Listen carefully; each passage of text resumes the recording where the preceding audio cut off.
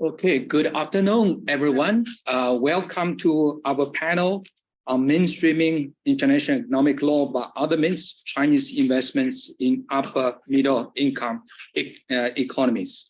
So I just read the title of the panel for the benefit of those of you who might have walked into this room by accident. So now is the time for you to leave. If you I always do that at the first class, at the beginning of the semester, because that always happens. So, well, since nobody's leaving, I didn't scare you. So let us proceed with this panel, which I'm really honored to chair. My name is Henry Gao. I'm a professor of law at Singapore Management University. And I research on mainly trade law issues, especially those relating to China. So it gave me extra pleasure to moderate this panel, which actually grew out of a research project, which I understand led by Michelle and Fabio, to look at whether or not the Chinese investment model is unique, or whether you can find similar models in other countries, especially the upper middle income economies. So all the five panelists we have today are members of this research project. So this make this a really interesting panel.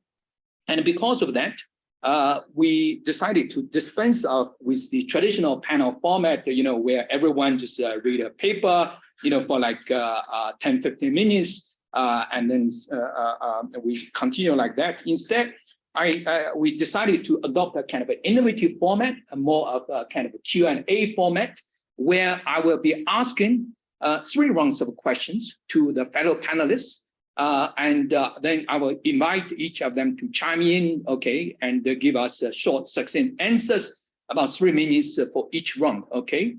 And then after this kind of internal dialogue among the panel for 3 rounds, we will open the floor to the audience, okay?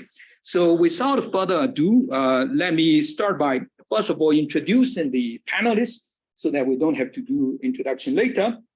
So to my left, we have Michelle Retin-Sanchez-Baden from FGV São Paulo Law School, and Fabio Marusini from UFR GS Law.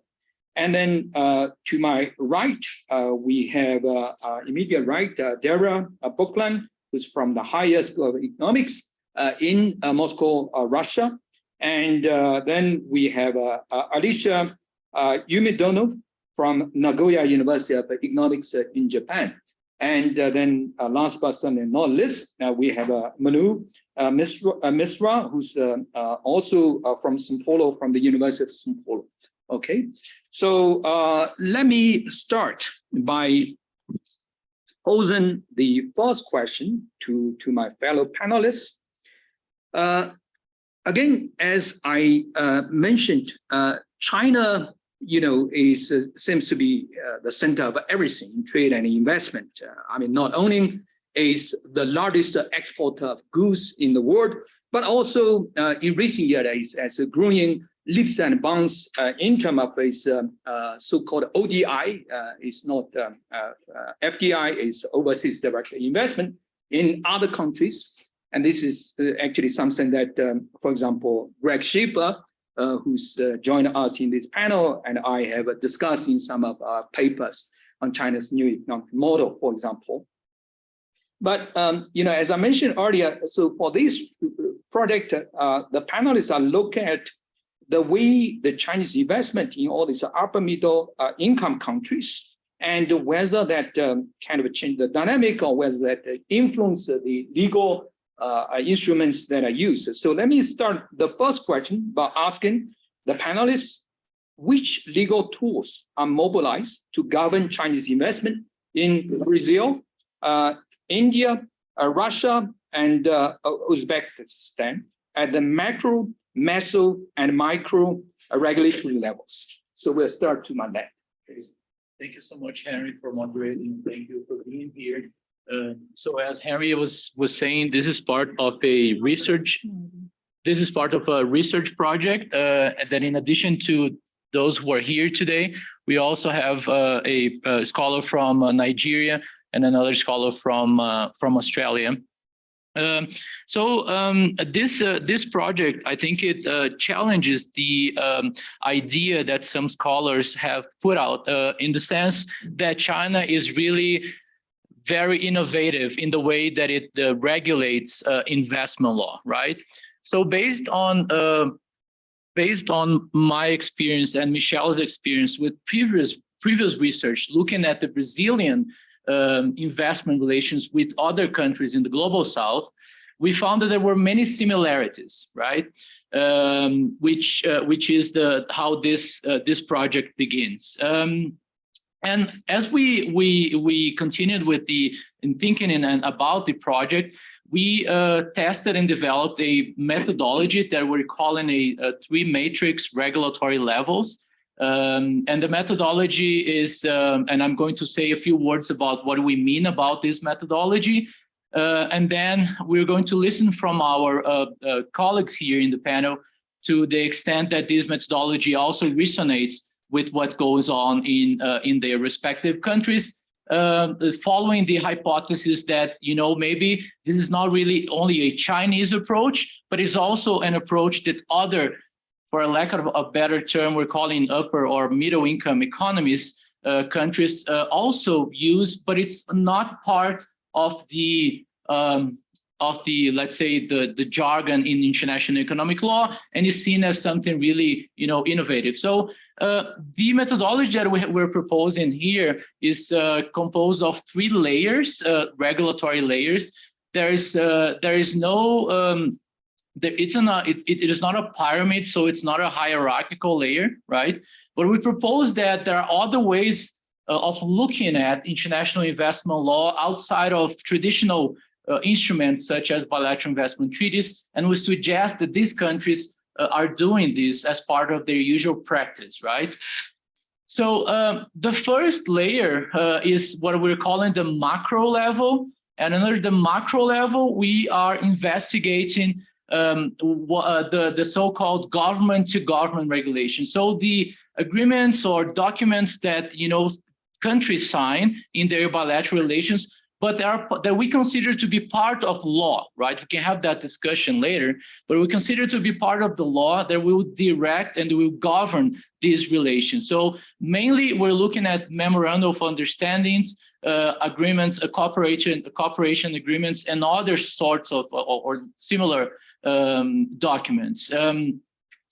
Secondly, we also analyze what we're calling the meso level, right? So the meso level is it consists of the domestic regulatory frameworks, right? So we look at how, you know, Chinese investments impact domestic legislation, not only domestic investment law, as we listened to here yesterday, one presentation, but sectorial regulation that in many circumstances are much more important than these domestic laws.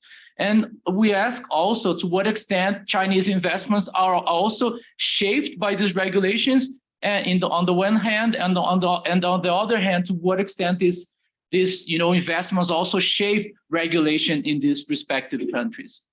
And finally, we look at the what we're calling the micro level regulatory layer.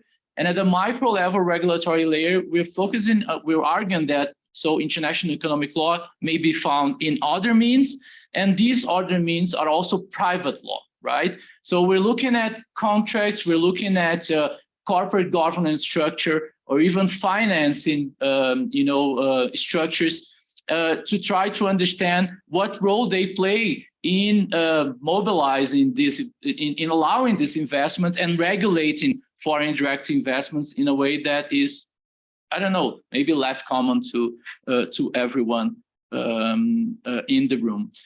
So my final remark would be that we don't understand these layers as autonomous. So they are part of a web and they're integrated. So that explains our, you know, circles meeting each other, because there is a combination, and each level we identify that they even mention the other level. So there's like the law can be seen in this under this format.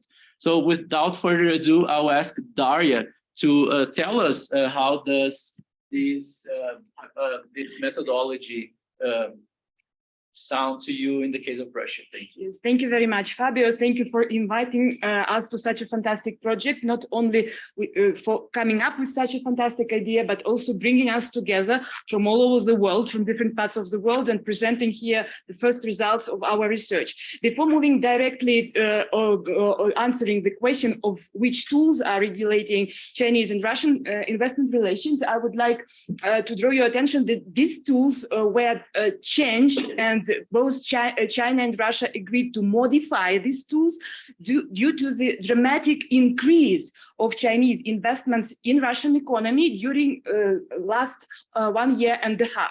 And you can see that Russia became top 10 state hosting Chinese investments. Also, these investments increased into 107%, and more recently, March this year, China and Russia agreed and created new list of 80 significant investment projects. And on the diagram, you can see top 7 Russian sectors of economy subject to Chinese investments. Moving directly to the legal instruments, we can divide them into hard law and soft law. With respect to the hard law, there is a BIT between Russia and China. However, again, due to the recent events on geopolitical level, both states agreed to modify this BIT according to so-called best practices. Most of these best practices are similar, but on the next slide, and I'm asking, yes, you can see the table according to which we can look at differences between China and Russia in terms of their approach to regulating Chinese-Russian investments. For instance, China favors more broad approach to the definition of expropriation. Russia lists specific lists of measures which should be excluded from this notion of expropriation. With respect to security exceptions, we talk a lot about this issue. China favors so-called subjective approach. Russia favors so-called partially objective approach, similar to the one that was used by the WTO panels. And finally, China favors, with respect to dispute settlement in ICSID. China prefers ad hoc dispute settlement.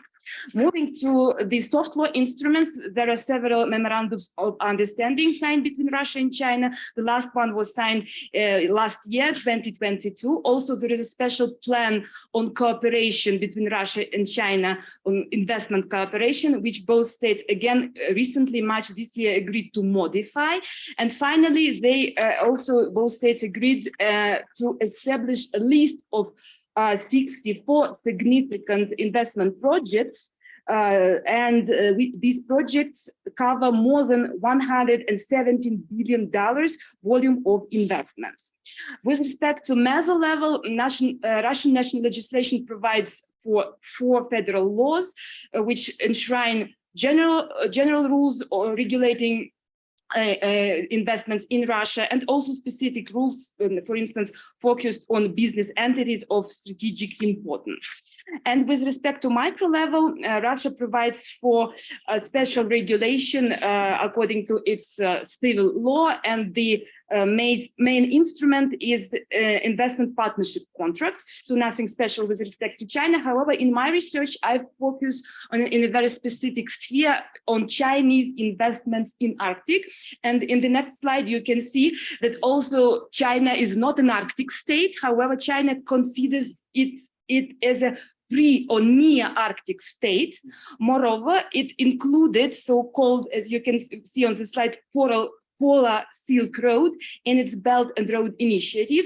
And this means that China highly invests in transportation infrastructure in Arctic. There are several projects, and this new transport route, it's shorter and cheaper than traditional routes through the Suez Canal. So this is one of the main Chinese investments direction into Russian Arctic. So that is the basis and framework of Russian-Chinese cooperation in terms of investments into the Arctic region. So here probably I'll stop, and we'll probably discuss details more later. Okay, I can hold it. I hold it. Oh, Yeah, because it's convenient. It's okay? Okay, thank you very much. Thank you, Henry and Fabio Michel, for organizing and inviting me to this fantastic panel. Let me bring you views from the Central Asian countries' perspective. China wants to engage in trade and investment with Central Asian countries. Those 5 countries, Uzbekistan, Kyrgyzstan, Kazakhstan, Turkmenistan, and Tajikistan, are very important for China, first of all, for natural resources, as well as for security reasons in order to build Belt and Road Initiative alongside Eurasia. And I want to stress that China is one of the biggest and also very active investor. So in general, in case of the macro level, China mobilized the conventional EU tools as well as, let me call them Chinese tools, soft law tools. Moreover, as a legal consciousness of Chinese investors are rising now inside and outside China, China wants to protect them with the whole armada of EU tools in overseas, be they hard law or soft law. First, in case of the traditional EU tools, many countries, some of the countries inside in Central Asia are members to the WTO, and all of them have double taxation treaties as well as bilateral treaties with China. But interestingly, we have any dispute. I mean, registered dispute with Chinese companies, both in or Chinese state, both in WTO as well as in ISDS. However, interestingly, recently in Xi'an summit, President Xi said that we want to update our BITs with Central Asian countries, which is very interesting for me. So how about the Chinese tools, let me say, or the soft law tools? China also using them a lot.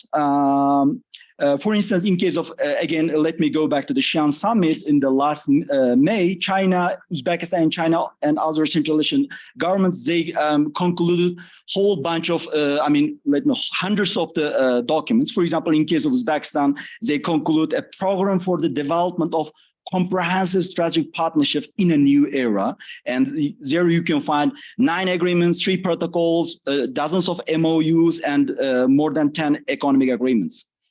So, and in case of MESA level, my current research actually explores the domestic regulatory schemes and their role in the facilitating Chinese FDI in cement industry. Why cement industry? Well, because of excess capacity, tough investment, tough competition environment, and also BRI. In the last 7 and 6 years, many Chinese cement industry companies are migrating from China to the Southeast Asia and Uzbekistan and the Central Asian countries. As you know, cement industry is very polluting industry, and it's very, it's a huge danger to the human health and environment. Therefore, the regulatory capacity of the regional countries are key, but unfortunately, there are lots of reports about the disobedience of the Chinese cement industries in Central Asian countries. So here I want to emphasize mainly 2 points on MESA level. First is on environmental protection, Chinese stance is a key, I think. Till very recently, China asked its companies to pay attention to the local, local rules, to the recipient countries' rules. But recently, after 2020, China started to change its tone, and it started to ask its own companies to pay attention to international standards as well as Chinese standards if the environmental regulatory standards are low.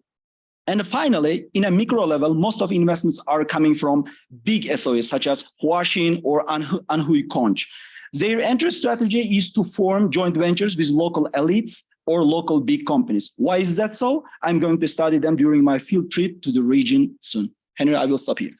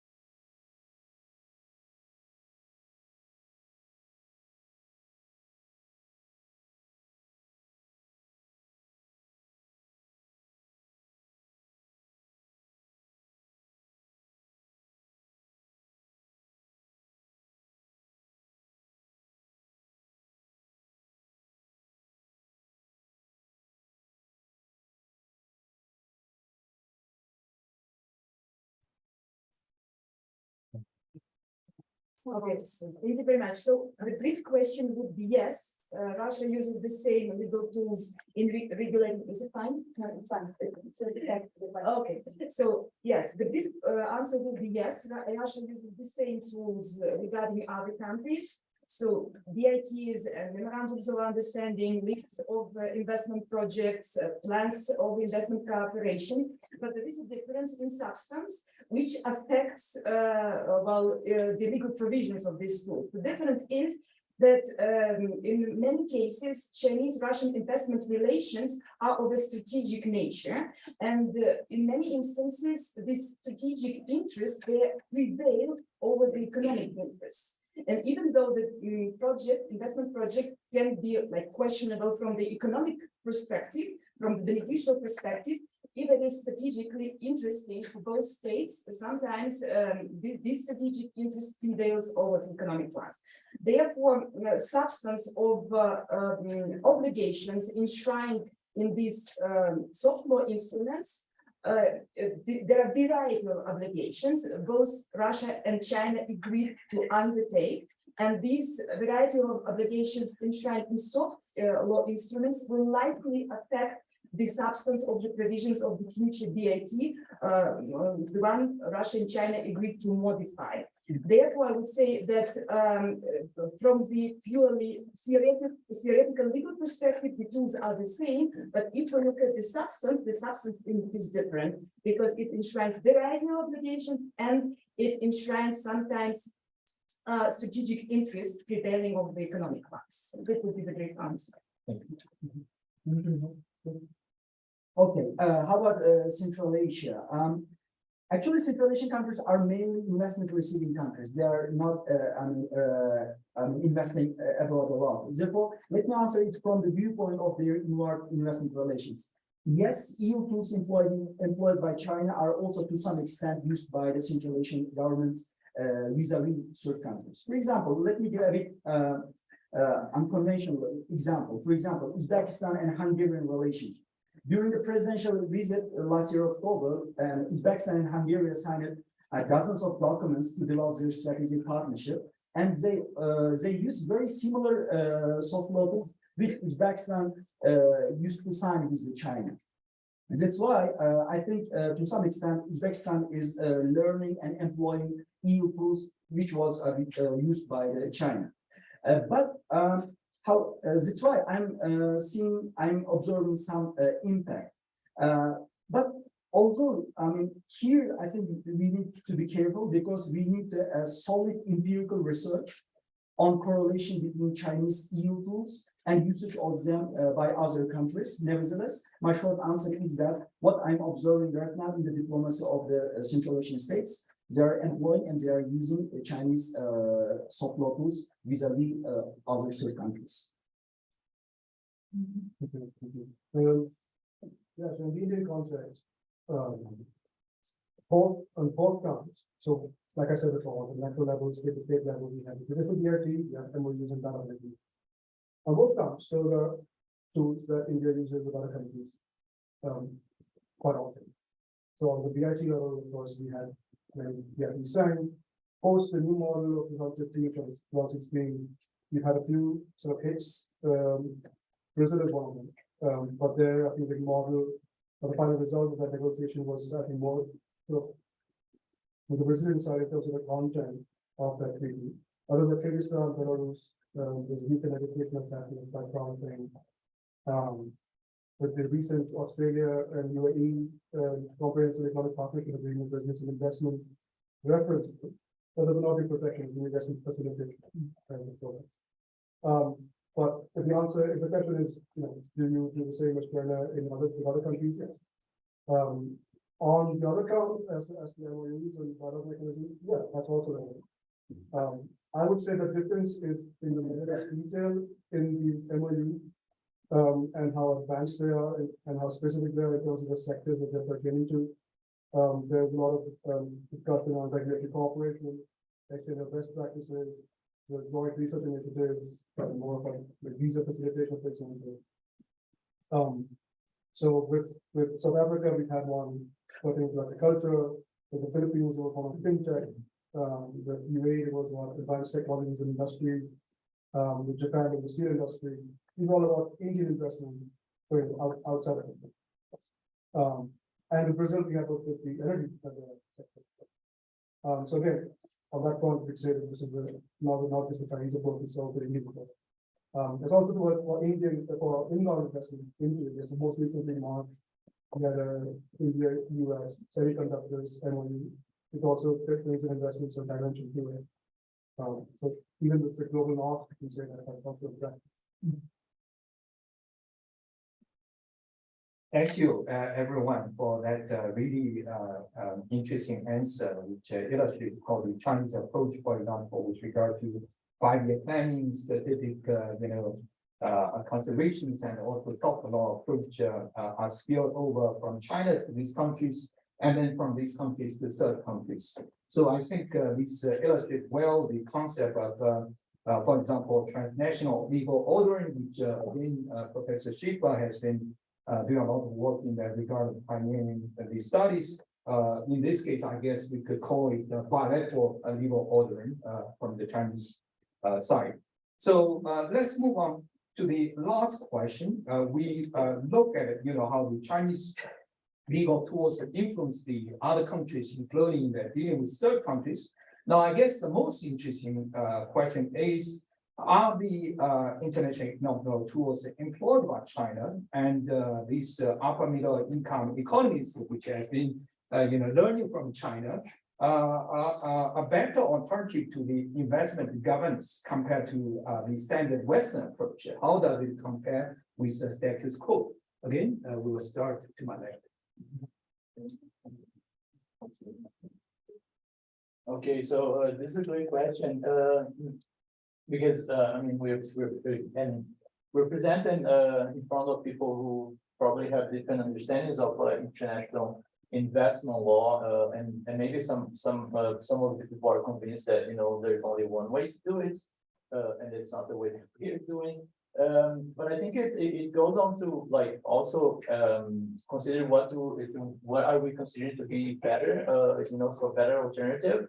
And I think that this answer, I mean, we cannot give a definitive answer to that, because it will depend on, seeing how other countries that, decide to adopt this approach, how it fares. But in the countries that we are studying, and that's definitely the case of Brazil, it is definitely a viable alternative, right? That is being used.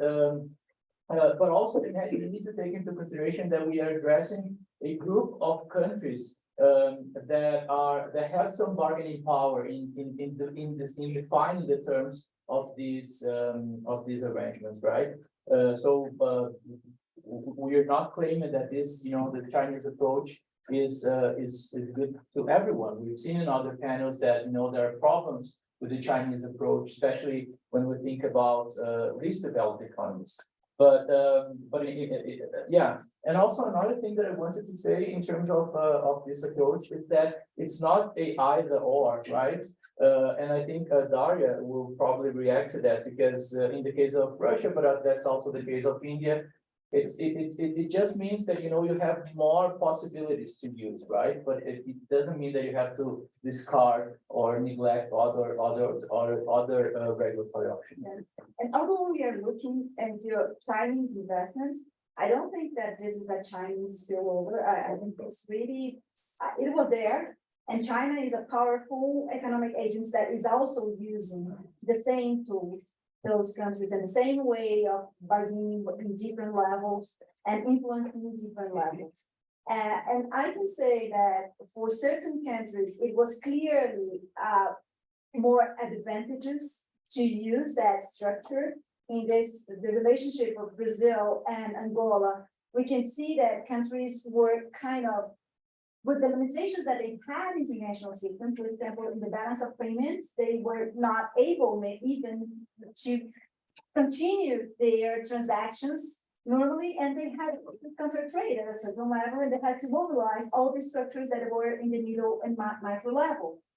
And for example, in the case of Bolivia, we see that although we have those structures of memorandum and a cooperation agreement, still the Brazilian company sent its investments over Netherlands and then to Bolivia. So it was trying to use a traditional BIT protection. So there is a combination, as Daria mentioned for the case of Russia, there's a combination of traditional IL tools and these other ones. So I think that what is more interesting in the project is trying to enlighten different structures that are not often considered in our scholarship on investment law. Exactly, actually, Michelle and Fabio already answered instead of me. Yes, in Czech-Russian case, it's not an alternative. These soft law tools, they are supplementing hard law tools, and these soft law tools, they provide for high level of obligations, both Russia and China undertake, although they're not binding. However, these soft law tools permit to extend, let's say, the scope of obligations and to provide variety of obligations, and to supplement hard law tools, or even affect the modification of the hard law tools in the future, because already different provisions were elaborated and enshrined in soft law tools, and both states are taking into account these elaborations when they are going to modify the BAT between Russia and China. Therefore, it's a complex, let's say, set of legal tools supplementing each other and complementing each other and interconnecting with each other. They're not alternative, they're like one the same system, and they're pieces of this system interconnected with each other in the case of Russia. Okay. Thank you, Henry, for putting this question in a very sharp and in a very direct way. In my view, Chinese tools are not new, but they are different in their comprehensiveness, flexibility, and they are very dynamic. And also, you have already mentioned this, Professor Schachter, in your fantastic paper. Moreover, range of tools that China is using are very different in scale, speed, and number. Just look at the outcome of the list of the second BRI forum. There are hundreds of the documents, and they cover every aspect of social and economic life of each every country who are partners to the BRI. They are state to state, ministry to ministry, university to university, society to society, even region to region. So, in my view, Chinese EU tools are like a generative AI. So we call them, I want to call them generative BRI. It always continuously generates, produces, and reproduces EU tools. And China, and to some extent, BRI member countries are continuously feeding it. Not with the data, but with new ideas, with new tools. I hope this year we will see the third BRI forum in China with richer and smarter generative BRI. In that sense, perhaps we have to recognize the contribution of Chinese EU tools to the general international economic law.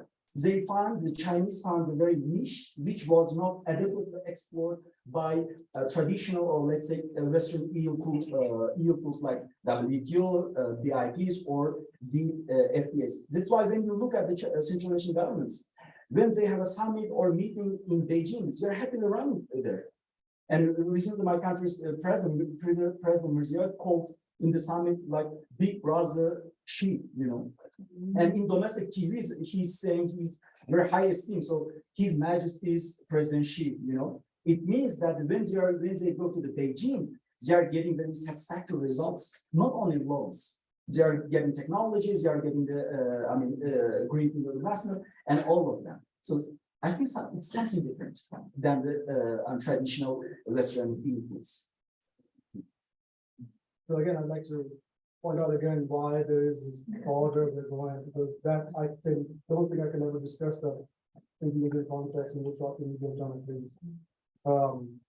But if the question is about these tools and their appropriateness, or how better or worse they are, well, if you consider what the tools are in the traditional BIT, the RSD, and so on, there's enough debate on that of whether that's good or bad, and there's enough discussion that already in this conference itself. But if you're referring to dialogue mechanisms and MOUs, they are perhaps the only alternative. And if you look at how we would sort of create a sort of easement or enforcement over the state with which, public sentiment is at this lowest in historical time. How is genuinely build trust is to sort of take baby steps and create the reality and try to create some sort of conducive environment for investment. And to that extent, it is a good approach. Yes. It's the only approach. But that's when it's business as usual. When it's not business as usual, but there is a deterioration in trust to a large extent, which has been the case after 2020 when the border conflict took on another level because of certain deaths of towards the border. Then it will be. Then you get a unilateral approach from the state, because the underlying purpose of the regulation that those legal tools is about exercising control or scrutiny.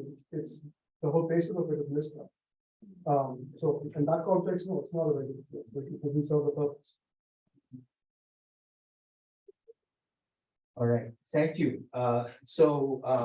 That concludes the presentation, and I would like to open the floor for questions. As you can see here, we have a lot of expertise on this panel, and we represent all major regions. So China at the center, and to China's east, you have Latin America, and to China's west, you have Central Asia, India, and Russia, right? So we deliberately made a layout of the panel like this, So if you have questions regarding these regions, please feel free to read them. I already see a hand from Vera, Leila, and Tim Eleman. Yeah.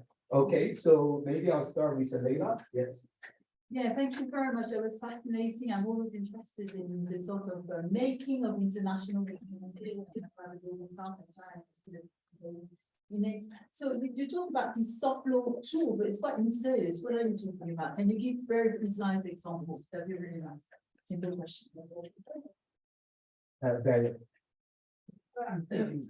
Please wait for the question to the panel.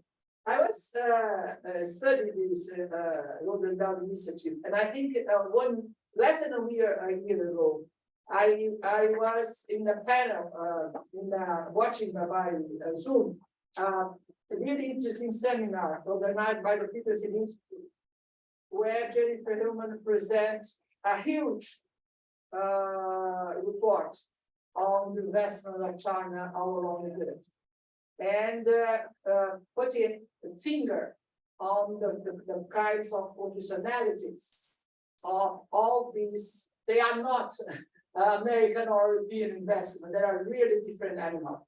So I need to see for putting a bit of study on this. And then I talked with the ex-director of the World Bank, and he said to me, look, Vera, we are in the bank spending a lot of money with lawyers, helping developing countries to make good contracts with China because of these conditionalities. And I think 2 weeks ago, there is a very good article in the Project Syndicate of Eichengreen saying fantastic things, that there are 54 developing countries highly in debt, and all of them asking money from the IMF. And the United States say, no way that we are going to give you money because you are going to pay China. And China is not in the Paris Club, and China is explaining that their kind of financial help is not the same as in the Paris Club. So my question is, are you paying attention that this is a different animal? That's the point. Not normal life.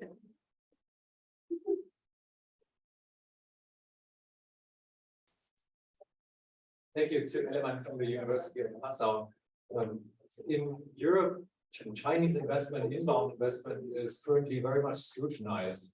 Right, we have a strengthening of FDI screening regimes, and in Germany, for instance, we had the case of the Hamburg port, which was restricted. An investment by a Chinese company. We recently had in Italy the investment of a Chinese company in Pirelli, the tire manufacturer, blocked for security reasons. And I would like to take up the nice term that you coined, the generative AI or BI. Now with AI, we're feeling that we may not know what comes out at the end. It might be uncontrollable. And this is what I think the sentiment in Europe is at the moment mostly. Do you think the sentiment of we don't know what will come out in the end, if it regenerates itself, is shared in the regions, or is it more like this European approach where the security dimension is in focus? Thank you. Are there more questions? Yes.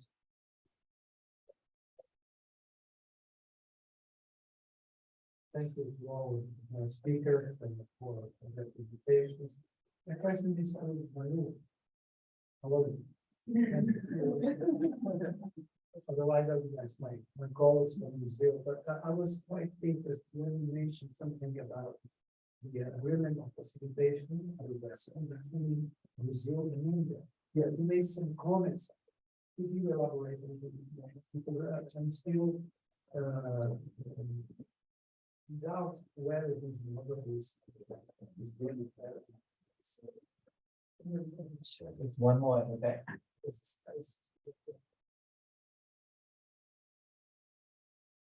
So hi, thank you for the panel, and thank you for the panel. And the question actually for about Central Asia to region of it, like definitely right. So I'm pretty ignorant about the region, but your contribution was very interesting. Now my curiosity is alive about how the dynamic unfolds in Central Asia. As you said, Central Asia has been traditionally a receiver of foreign direct investments, a bit differently from Brazil or India or Russia, who have been receivers, but also sources of foreign direct investment. And so I imagine that the main source traditionally in the region has been Russia. So I wonder if somehow was there any kind of interaction between Chinese and Russian investment in the region? Was there somehow any kind of tension? Is this analytically relevant to understand the Chinese interaction in the region? And so would this be a specificity from Central Asia in comparison from these other regions? Another question, a second row, I think, yeah. Thank you very much for all the presentations and congratulations to Michelle and Fabio for the project. My question is for Manu. I was wondering if you could also elaborate about the model VIP and what are the influences you see there in the capital VIP, right? And what sources the influence from the whole. For the influences that for the VIP and sources, right, for that particular model. Thank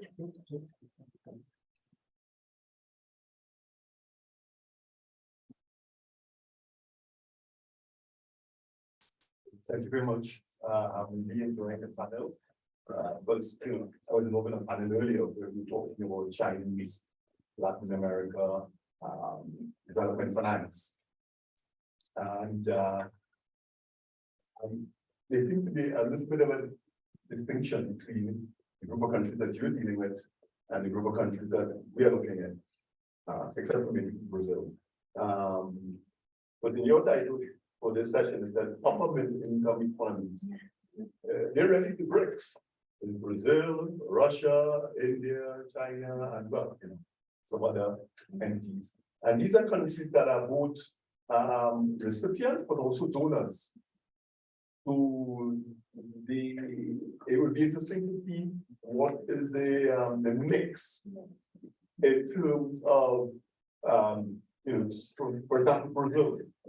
How much is it lending abroad or providing support abroad relative to receiving? Etc. Now, I would say these are different group of countries from most developing countries, because most developed countries are net receivers by a significant margin and are generally not providers of aid or technical assistance to other developing countries. So then the negotiations is very different. So I'm wondering if the panel could reflect on whether there is an important distinction between this group of countries that you are researching and other developing countries in terms of the negotiating processes, in terms of the kinds of instruments that are on the table. I'm not going to get into the menu thing, where, you know, maybe the other countries are on the menu and not on the table. Thank you very much.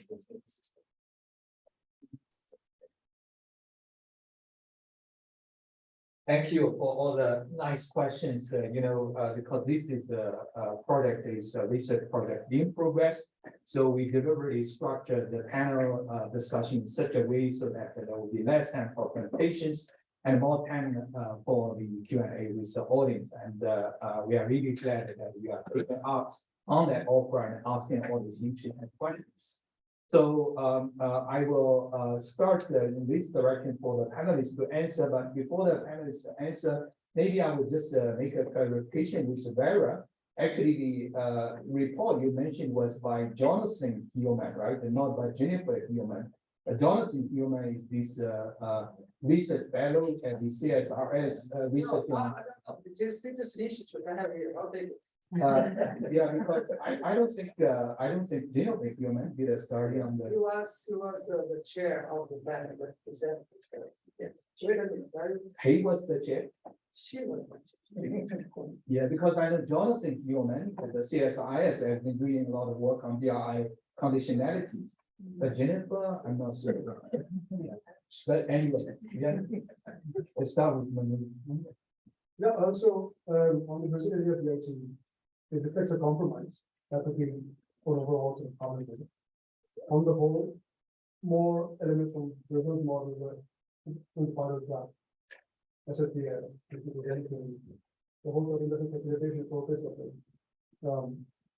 No indirect exposure to those ones that evident. So the case is really model, but not.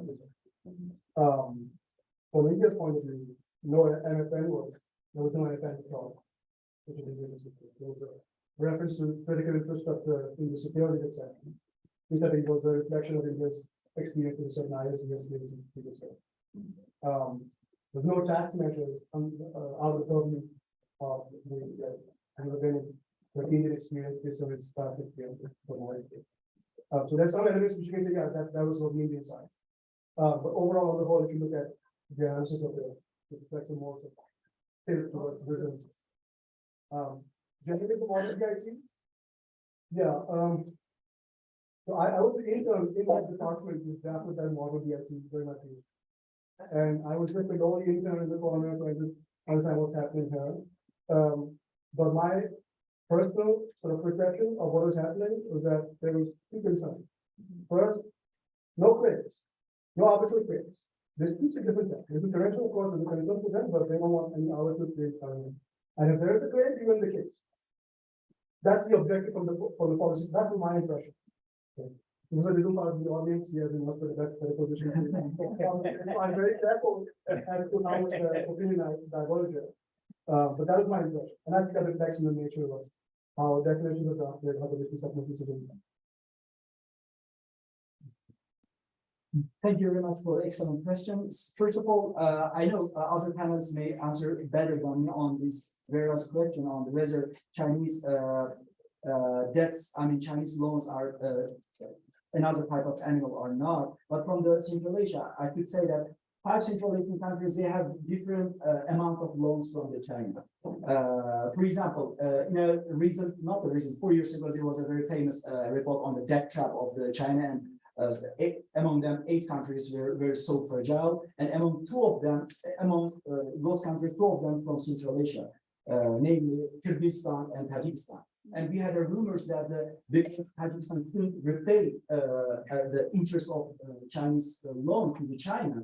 They eventually gave up one of the strategic minings for the interest of the China. So yes, from this perspective, Chinese loans are different animals because they are coming from Beijing. But in case of, for example, bigger or richer countries in case of Central Asia, like Kazakhstan and Uzbekistan, in case of Uzbekistan, we have only $3 billion loans from China. So we have enough diversified our loans. We have lots of loans actually from not China, but Japan, Asian Development Bank. Our biggest, financiers are ADB. So, but I heard that the Chinese loans, you can get the Chinese loans, I mean, comparatively easy.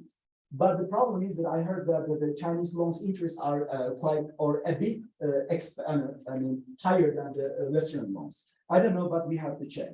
And second question is from the scholar from the Purdue University. Very good question. What is the future for the Chinese investment in Central Asia? Yeah. Yes, the future is incalculable from my perspective. We can't say what will happen. But as the Professor Schaffer and Professor Gao put very well, that all Chinese investment, all Chinese yield pools are, Sinocentric, and Chinese reproducing all the documents. So we are day by day, year by year, we are moving our face from the West or from the Russia to the China. So it's what's going on. We can't, escape from it. But the one thing, in case of generative AI, now everybody are talking about the regulation.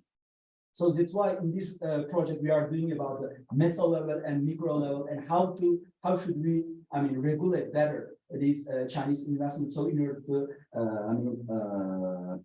stop these incalculable minus effects of Chinese investment in Central Asia. And but one point is that today's morning when I searched for the generative BRI from the Google, I couldn't find any words, any such kind of words. So I think this word is mine. So when you write any paper on the generative BRI, please give reference to me, okay?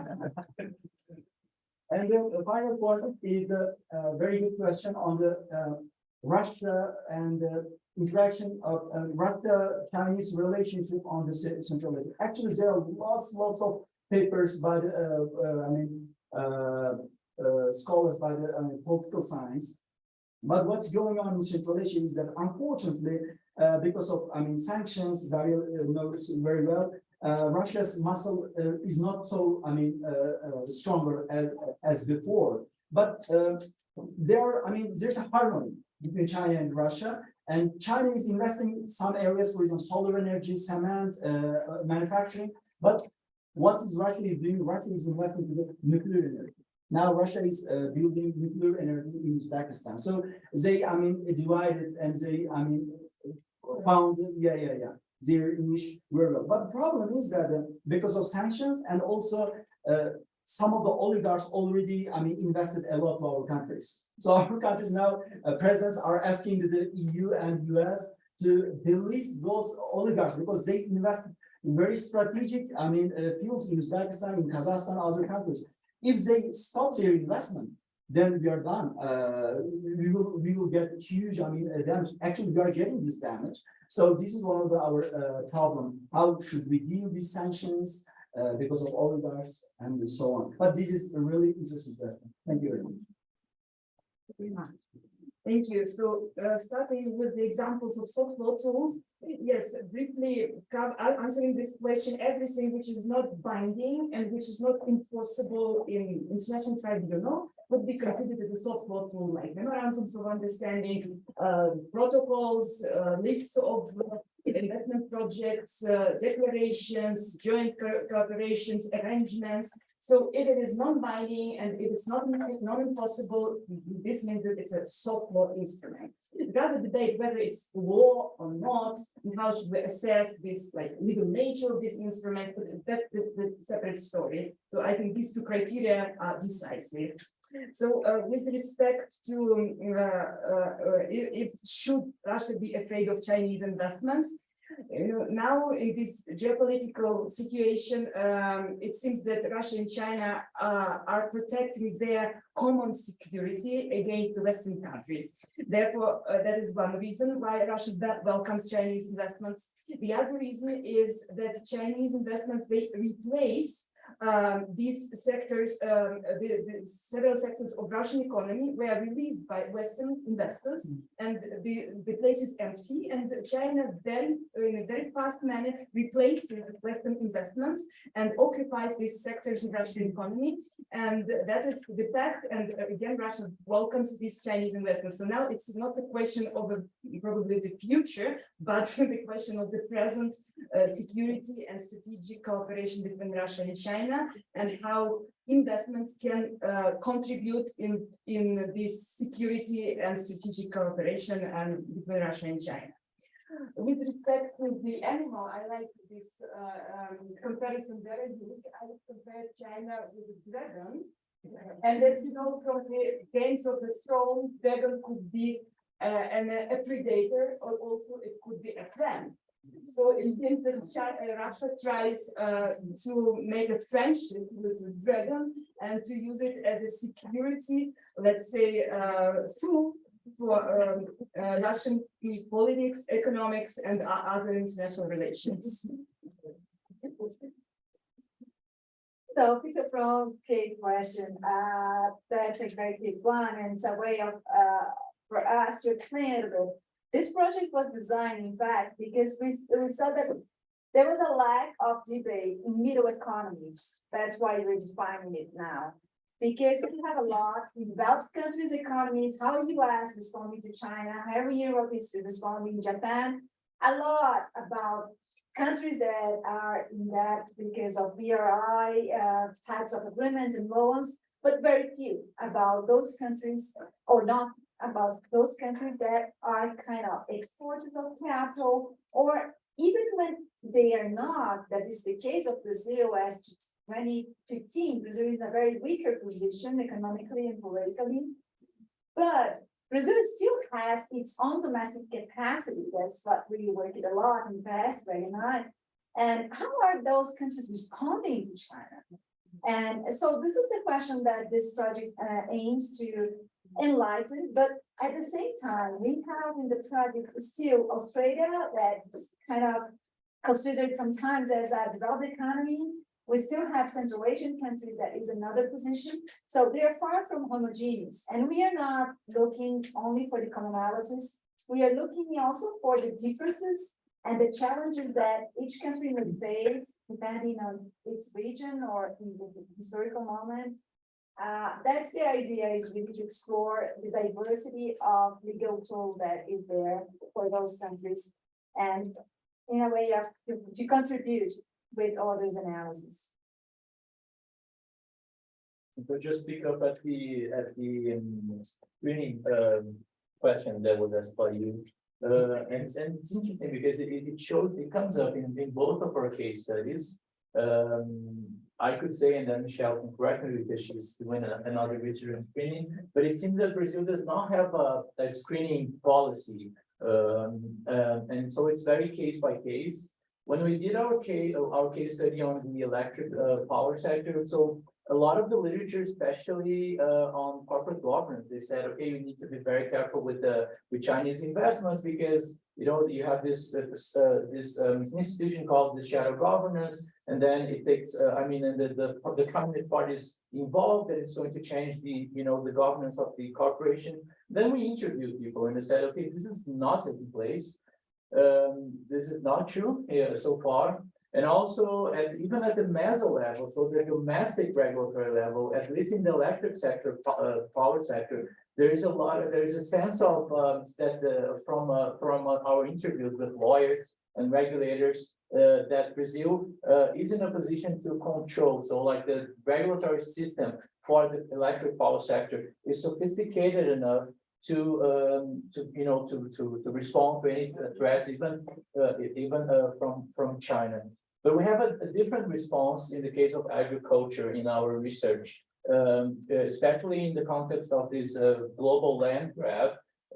So China was also a buyer of land in Brazil, and but it's not. I mean, it was not the largest buyer, and it was not the first buyer. Right, so that was a problem that we had like for many years, and it wasn't a problem until Chinese came in, and then there was all this lobby and pressure. So we have we changed internal law, so we modified the domestic regulation to respond to the Chinese threats.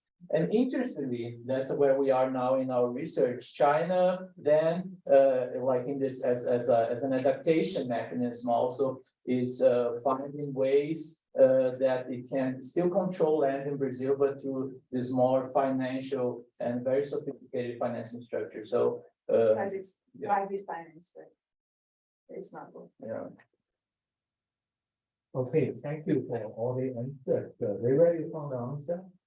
Yes. China Delta Road Initiative, Jennifer Newman, CFR, presented in the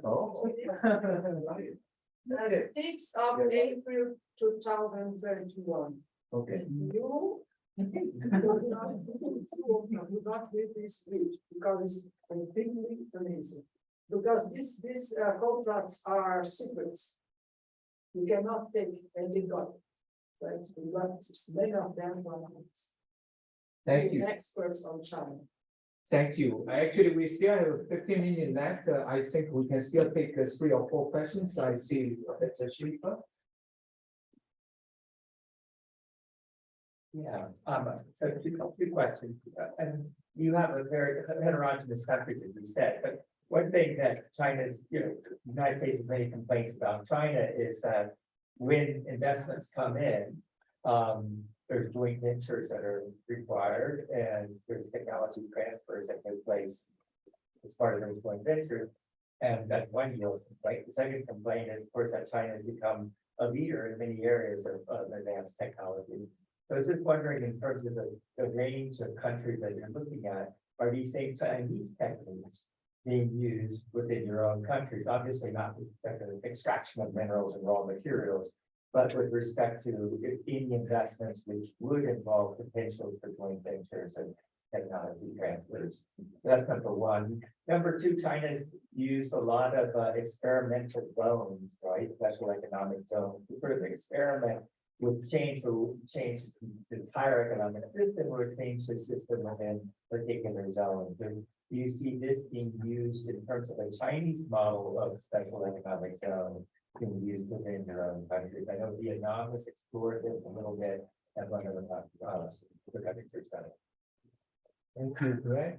Any other comments? So much as we have time.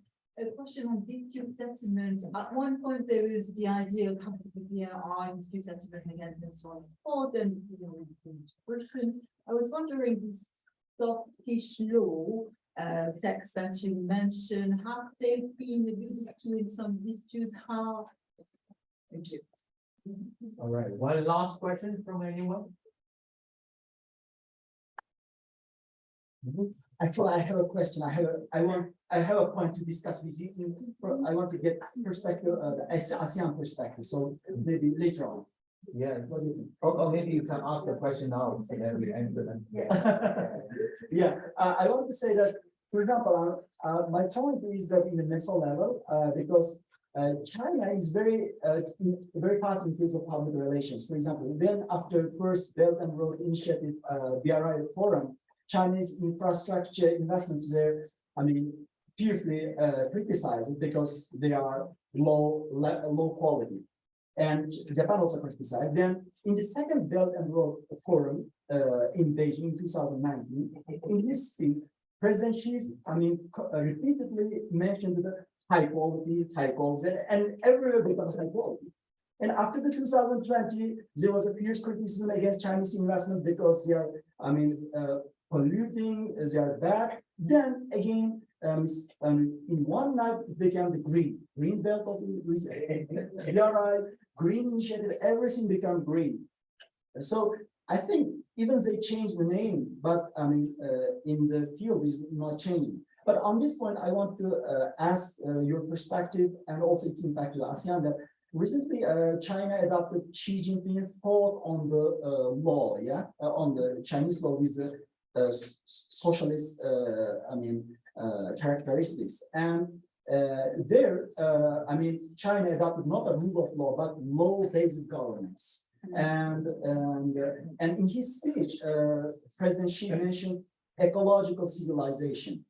I love Chinese Communist Party's this beautiful creation. And also in these programs, they also mentioned the exterritoriality of the Chinese law to their companies who are operating overseas. So China, of course, they have some minus effect, but as well as China is putting more, emphasis on the protection of environment, human resources, etc. So do you think that with such kind of policy, can we see the high quality services, high quality investment by Chinese corporations, not immediately, but in the coming decade? And what's going on in ASEAN on this point? I'm very interested. Thank you. Thank you. Maybe I want to have you guys answer the question. So in India, you have the case of there's an app called Shiny, and it sells fast fashion. It's very popular in Latin America, Brazil especially. It was banned in India. And there was uproar about, how is it national security? We want to sell clothes, what's the problem here? That's a different discussion. But now it's back, because there's a joint venture with one of the largest conglomerates called Reliance. So justification given by the government of India was, no, it's an Indian entity now, right? Because it's a joint venture. So it's now they're having to do what perhaps they were demanding from foreign investors in the West. Now that they do it in India. And it's a similar thing with tech transfers as well. So one of the sort of conditions of what they're going to do there. So I've very privy to one document, which is a mitigating condition document as a result of investment screening for a FDI proposal for a private investor. And it clearly said that there are certain tech transfers being made, certain manufacturing to be done, certain outputs to be, so it's the investment screening is now bringing in this idea about the mitigating conditions, and some of those are manufacturing outputs and tech transfer. So that's already happening. Yeah. And thank you very much on the special economic zones. It's a very good question. Thank you very much. Actually, Uzbekistan learned a lot from China. That's why after we had a very important governmental change in 2016, and the new government immediately opened more than 15 special economic zones. But the main players are not Chinese. There are Koreans, there are some Eastern European companies like Hungarians. So yes, there are special economic zones for Chinese investors, and there are many Chinese investors. But I don't think that for the moment Chinese investors are playing the leading role in those special economic zones. Thank you very much. I would say that my answer with respect to special economic zones will be very similar to Alisher's one, because Russia also has several special economic zones, but the share of Chinese investments is relatively small there. And most investments in these zones are private investments, and share of Chinese state-owned enterprises is much bigger in Russia than share of private investments. With respect to transfer of technology, as you have seen from the diagram, for instance, manufacturing is one out of 4 top Russian economic sectors subject to Chinese investment. Therefore, in this year, they transfer technology as well. So building like marine ports, airports, plants, different plants. So, but again, they're a bit cautious transferring technology, but still there are examples of such investments as well. So regarding the dispute settlement, it's a very good question. There is no single dispute between Russia and China, as you can imagine, investment dispute.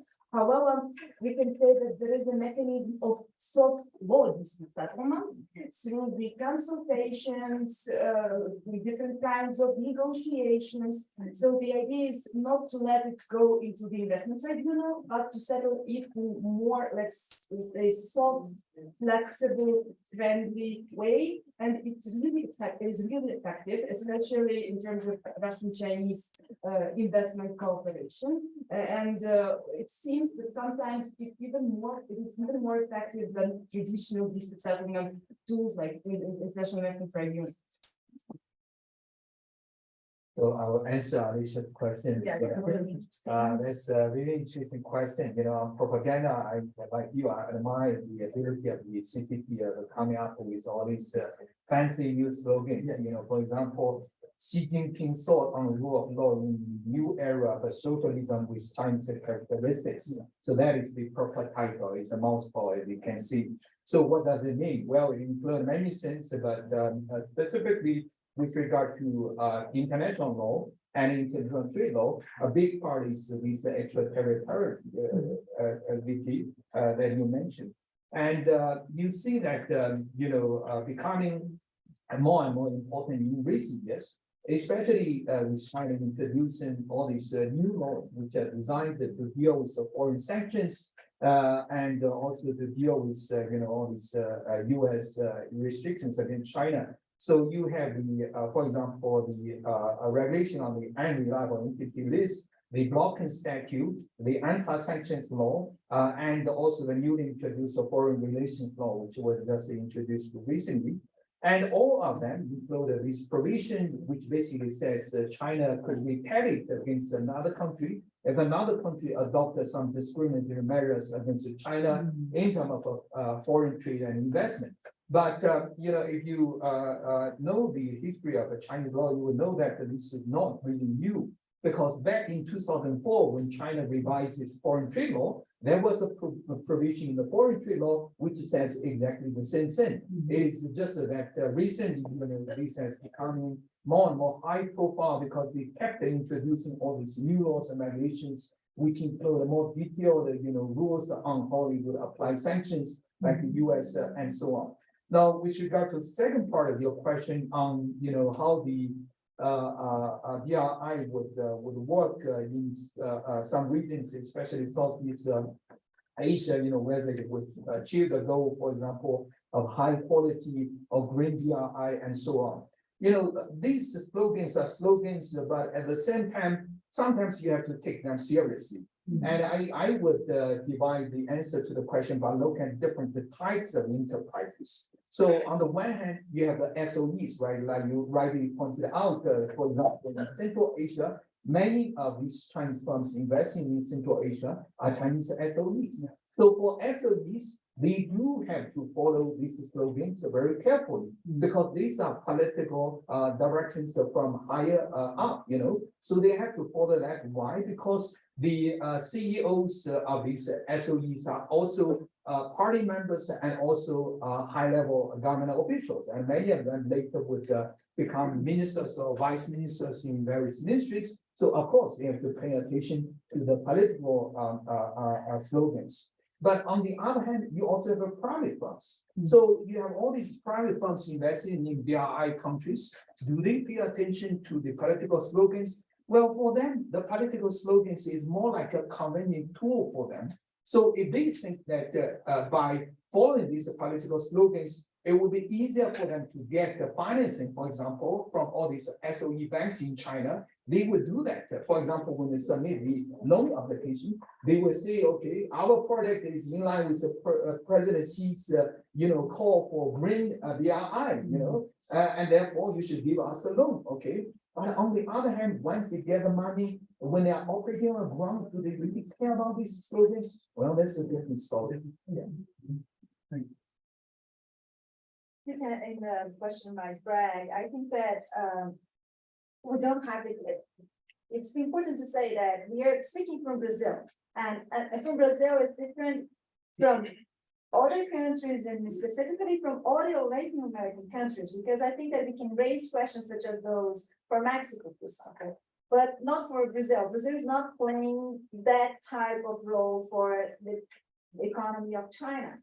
Brazil still is a provider. I think Brazil economy has two roles for China. One is the provider of natural resources, and secondly is a space to be an investor in safe types of investments that will keep safe the value chains that they need. That is for food security and other topics. So it's not really a technological partnership, nor for a trade on specifically special economic zones, but all those questions that come around for all the countries And one point, a step back, one point for that is that when China comes for investment in critical infrastructure in Brazil, the point is that at least for what we had for the case of energy and telecom sector, it is ruled differently in Brazil than in other countries, because Brazil in the past had a very strong state control over those sectors. Brazil historically had problems. It's not because Brazil is smart and intelligent, and so it's just that Brazil had huge problems in the energy supply in the past. That's why we have a very sophisticated system of regulation and supervision of the actors that are in the system. And the same for telecom. That is not as sophisticated as for energy, but still the state is there. And for the case of 5G, the state could still hold on. And but those questions come to us in the format of screening. Should we be paying more attention to Chinese investment because of its particularities of the Chinese state party behind of it, of SOEs? But all the questions that we raise for Chinese investments, we should raise for any foreign direct investor. We have public-owned companies investing in Brazil from Europe that are not transparent at all. So why not? We should also screen and be very attention to their investment as well. In the case of land, we also have other countries that are hard investing in the country and are also taking the control of the supply chain. So we also should take a careful look on that. But so that's the pick on the thing. And we don't see yet in the sectors that China is investing in Brazil a uniqueness of the way that China is investing. Maybe you know disputes are in Yeah, okay. I think I'll go back to Leila's question on dispute settlement. We were certain we were gonna get a dispute settlement question. No, but it's interesting because so speaking from the Brazilian experience, in these agreements, and I think that's an interesting point. In this at the macro level, right? So with the diplomatic government structures, Brazil and China, they created a bilateral commission called COSBAN, and part of the, let's say, competency of the commission is try to prevent disputes, right? So we don't have like a traditional or not traditional. We don't have like standard ISDS, because that would be like, the concern, but we have this other mechanism that are not, again, that are part of Brazil's repertoire, right? So the Brazilian model is about prevention. Brazil's interaction with Angola was also done in similar terms, and in Bolivia. So I think these countries are thinking in different terms.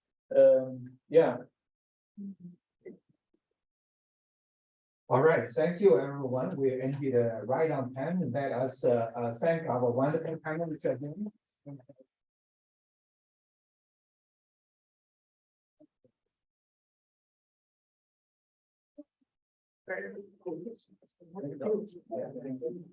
So we put the group over.